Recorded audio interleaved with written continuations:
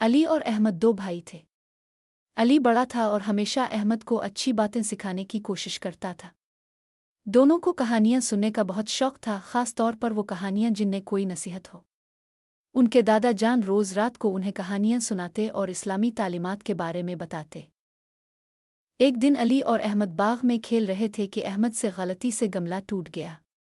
وہ گھبرا گیا اور سوچنے لگا کہ اگر امی ابو کو پتہ چل گیا تو وہ ناراض ہوں گے۔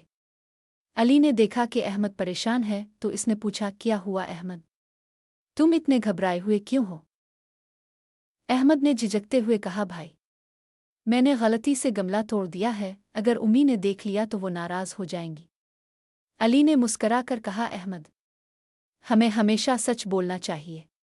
اللہ سچ بولنے والوں کو پسند کرتا ہے۔ اگر ہم جھوٹ بولیں گے تو یہ اور بھی بڑی غلطی ہوگی۔ احمد کو علی کی بات سمجھ آ گئی۔ اس نے ہمت کی اور امی کے پاس گیا، امی، مجھ سے غلطی ہو گئی، میں کھیلتے ہوئے گملہ توڑ بیٹھا۔ امی نے احمد کی طرف دیکھا، پھر مسکرا کر بولے، احمد بیٹا، غلطی کرنا بری بات نہیں، لیکن اسے چھپانا اور جھوٹ بولنا غلط ہے۔ مجھے خوشی ہے کہ تم نے سچ بولا۔ اللہ ہمیشہ سچ بولنے والوں کو پسند کرتا ہے اور ان کو برکت دیتا ہے۔ یہ سن کر احمد کو بہت خوشی ہوئی۔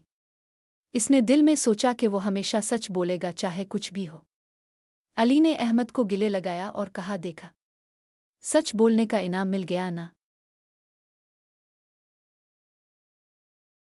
اس دن کے بعد احمد نے سچ بولنے کی عادت ڈال لی اور ہمیشہ یاد رکھا کہ سچائی ہی سب سے بڑی خوبی ہے۔